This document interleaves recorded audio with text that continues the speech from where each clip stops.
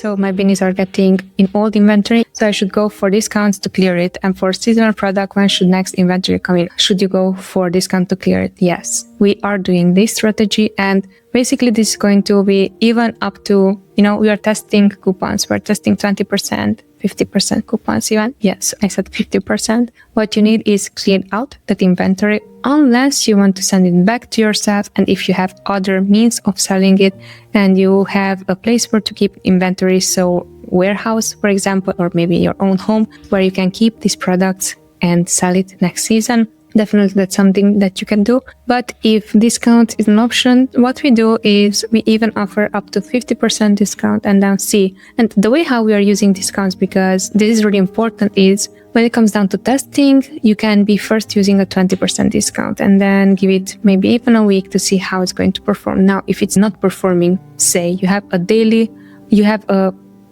campaign budget here, because again, these discounts, the coupons have a campaign budget, right? Say you have a budget of $200, $300, $500 max. See how quickly does that budget clears out, because that suggests how quickly someone will buy your product. If you're adding it to a 20% coupon, let's say $500 per week, is this going to be consumed? If it's not consumed, it means that the coupon is not high enough. So then, only then, we would be increasing the coupon based on that, right?